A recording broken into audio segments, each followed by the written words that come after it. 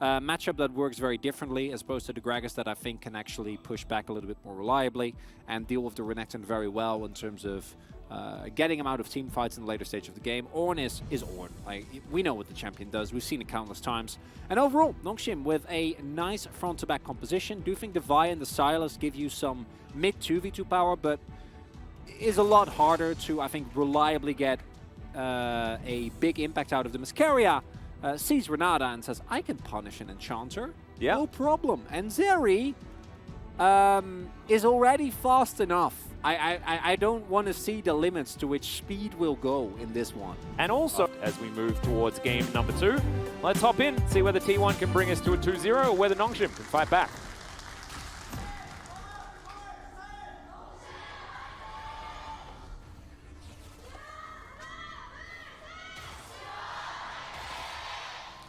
My God, that is a very, very loud crowd here in LoL Park. Of course, pretty understandable, but it sounded to me like some people in the Nongshim seats are actually T1 fans. Yeah. Wow. Weird how that goes. Who would have thought?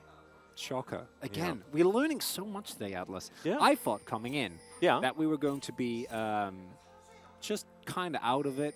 And we still are, but we're also learning for a long amount of time. Can actually trade very well into the Renekton, and don't expect it to change. Although there are some builds, of course, we have seen.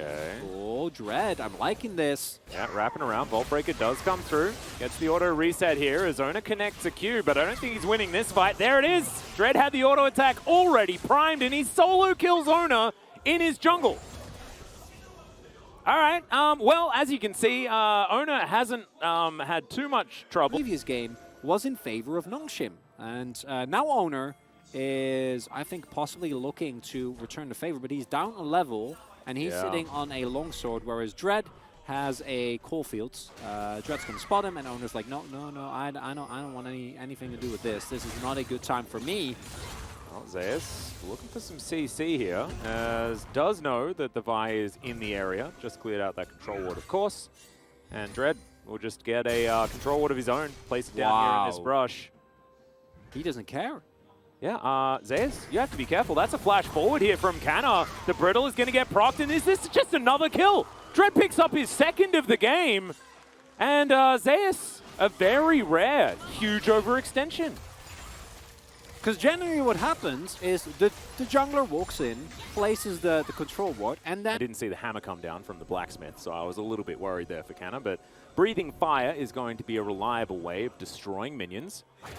As Dread, once again on the hunt for Ona, and BDD is going to be here to back him up as well, as he's got that shove, so this is going to be a red buff that does belong to Dread. Gumushi to come on through here, but he gets his hand shook, and gonna have to flash to get himself out of the way of this one. Now Zeus is rotating over. It's a nice kickback. Faker's here as well. And Dread just going to get taken down. I don't know how that positioning ended up happening, but going to get caught. And that right there is some of the power that you will still have, even in a scenario where we get put behind early.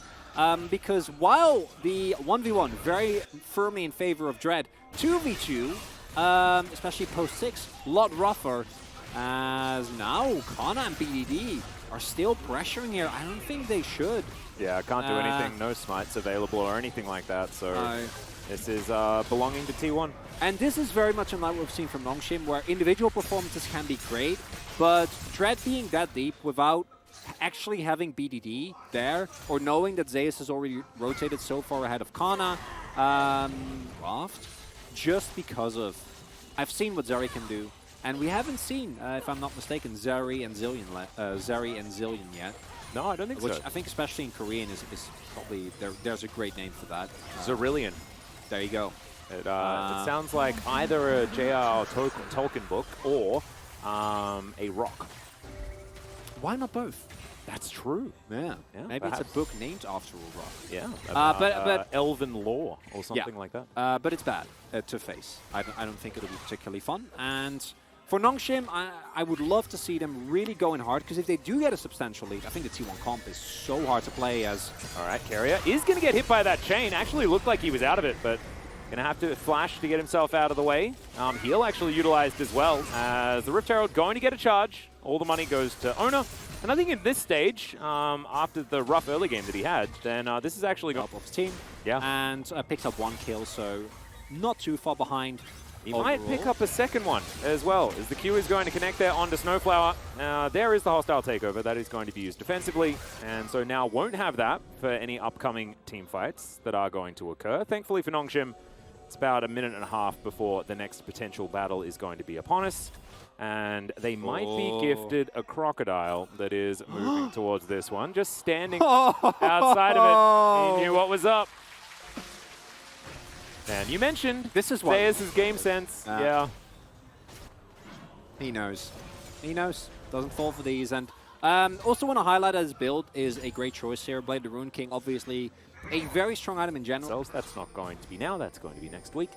We move 12-14 as BDD trying to get into position here against Kerio. Just explodes. Doesn't even ult himself. Not going to be able to do so here as Ghost not going to have his spell shield procced, but not going to die as well. So that is just a pick. And the first...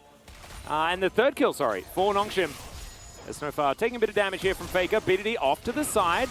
Handshake not going to land here as there's the assault and batteries. Faker just goes a million miles underneath his turret. Emperor's Divide is going to get a flash out of Dread as well as BDD looks to try and get in there. There's an Emperor's Divide back to the Azir, and BDD will pick up the kill. Some revenge, some catharsis for the Nongshim mid laner. BDD has made a million of those plays this time around, though. He is on Silas. Doesn't matter, you already highlighted it during the draft as we are flashing left and right. First Snowflower, and then the entire chain of events gets set off for everyone flashes for this, and then the ultimates come through. Love to get a replay of that. Really, really fun sequence of events with a couple of oopsies on both sides. And overall, will be a trade that is favorable for Nongshim.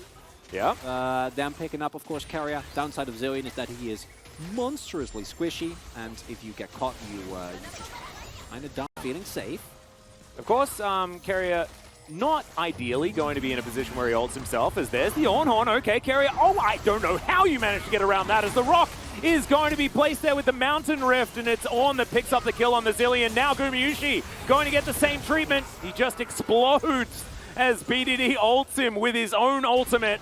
And now Ghost is looking to break down this outer turret in the mid lane. BDD going to teleport back towards that bottom lane as well to stop Faker from making the cross-map play. And now Zayas, I don't think he's going to be able to get over here. Vault Breaker going to have to be respected as Dread charges it to infinity. And now BDD actually trying to catch Faker, but he's not going to be seen. Scryer's Orb going to pick up the information there, and Faker is still actually trying to fight it out against BDD, but he does have Shifting Sands as well as an Arise, so he's going to be absolutely fine. And Nongshim continuing to rack up. You'll love to see it. Really changes, I think, how the T1 composition is expected to play out, because instead now, they're diving. All right, there's some chains. There's some more chains. As BDD coming on over. That is a preemptive ulti as Dread has Assault and Battery. So now Faker, without the ult, he's real dead. Dread's going to pick that one up. Denting Blows going to allow that one to come through. And now Nongshim with a man advantage on the map. They're looking to take down Shirley. They might be able to deny this one. Great handshake there from Snowflower to make sure that Shirley's not going to be doing anything, and Gumayusi not able to offer enough damage back. Doesn't even have Phantom Dancer yet. Does want to get to Infinity Edge before he's really going to be doing much of anything. And Zayas back towards this bottom lane to try and get something here. I'm loving the play from Nongshim here. One of the things that makes T1 so oppressive to play against, that made him so good, is hold that thought. Yeah, Gumayusi Extendo Beam gets the flash out of Canna. The ulti comes through here as well. Can they finish off the dive is the question, and the answer's no, because he just walks his way out. Ona trying to find himself a kick play, but he doesn't quite get there. As there's the Chrono Shift used by Keria finally. Emperor's Divide comes through from BDD, and Faker was trying to get on top of him, but the bomb's not enough damage to take down BDD. And Nongshim, they keep everyone alive. Yes, the inner turret falls down. Theoretically, it's actually a lost trade, but man, it looked really cool from Nongshim. Keeping it close here, Atlas. Absolutely. Yeah. Okay, he's fine. No problem. I'm going to be Jet Set radioing as BDD is going to find Zayas. This is not close, even in the slightest little bit. At all. What? Wow. Okay. Zayas is a handbag. Yeah. Side laning, as I mentioned, not really an option. Was Zayas on like 10% health when that started? No, he didn't have Dominus. And also BDD has 2 items, and he has 1.5. Yeah. Yeah. Wow. Yeah. Yeah, okay, well. I don't know what the level lead was, but I assume it was... It looked a little bit one-sided there. It was, Atlas. It did look a bit like that, didn't it? Yeah. Whoa. I think I need more sleep if I'm going to be able to... Flower is not a bad target. That's it. Because if you jump on anyone else, you die. You don't do a whole lot. And I feel like we need to get the certification offers involved, because unless we get one of those... I think Wolk might be able to actually make the phone call for us. He'll be able to tell you guys how the call went with the certification office once we get to the desk. If you don't get that, I think there's a lot of options. You can, unless you find a massive outplay. Like, I'm talking... Well, speaking of massive outplays, BDD's going to come on through here and lock down Zeus. He prowls, but Ghost is not going to die. Hostile takeover comes through. Faker's going to have to go golden in order to avoid it. Emperor's Divide, the flash. Faker trying to keep himself alive, but BDD, he closes the gap. He gets thrown back towards Gumayushi as Kanna's now inside the fight as well. And BDD, this time around, has a team around him, and so isn't going to be able to be singled out and killed. And T1 may just losing in the turret here, although they don't have a minion wave, and Snowflower's taking too much damage here from Gumayushi. Ona not going to find that Q. Needs another buff to extend that range ever further after the one from a couple of years ago. And BDD now just looking to clear. But man, it looks real good here. And of course, a reactionary Sylas is always way better, Chronicler. Like, that's how Sylas was supposed to be picked. They pick a whole bunch of really cool ultimates, and you punish it by picking Sylas. He's not supposed to be strong enough to be blind picked like he has been on this patch. Okay, well, Brambleback is floating. Yeah. Ghost, you're going to get proud, my friend. Be careful, as they're just going to flash on. That's a very dead Sivir. Okay. Yeah, that's what the proudest ball does. Yes, it does. Glad we got to show it to you guys. It reminds me of saltwater crocodiles from the Northern Territory. You know, they move very, very quickly over short distances. As BDD has the Dominus, look at him and go. T1 are just booking it to the Baron. Why not? Might as well. This is very risky, regardless, because even though you have multiple people alive, BDD and Dread. Yeah, Dread is certainly one of those people that is alive. Snowflower as well can do a lot of work with this hostile takeover. Here's the Ornhorn. BDD getting into the back of the pit. Great double knock up there from Kanna. Zeus gonna go down first. Kanna locks up that kill. Chrono Shift has been used onto Ona here as Dread gets into the pit. They want to take down the Lee Sin. It's a double kill here for Kanna, who's just a bodyguard for his Baron. And Nongshim feed T1 a serving of their own medicine here in the Baron pit. BDD gets the chain, but it's a great Emperor's Divide here from Faker, but the chain lash is even better. It's another kill for BDD. He locks down the double. Give him the triple, Nongshim. They absolutely will. And I think we might be going to game 3. Unbelievable! Oh, no. And I'm going to continue to do so until they throw away this lead or win the game, okay? We don't get a lot of opportunity. No, we don't. We need to savor it. Savor today. Absolutely. This Brambleback likely to go down. Gumayushi still waiting for that certification as Faker wants to get over this wall. Emperor's Divide is going to throw him back again as Sand Soldiers are all over this map. That was a very weird sign that they created there. I think it was a square root that was drawn by the Sand Soldiers. I don't know what that necessarily means. As, yeah, Nongshim are looking to try and end this game. The inhibitor turret will go down. Inhibitor to follow. And we'll see whether Nongshim are going to play this one by the book. Looks like Dread has the idea of pushing out this mid lane instead. And Cyrilda's is now done for Zeus, but it's feeling too little and potentially too late as he's looking for the wraparound. He's still very dangerous as BDD is not the target that he wants as immediately Zeus is like, I'm out of here. Carrier, make me fast. I must escape.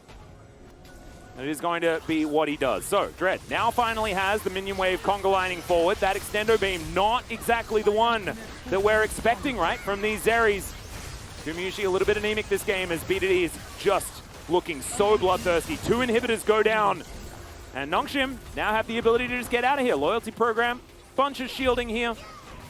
And I'm just so sad, Chronicler, that BDD was MVP mid laner of Worlds last year. I like it.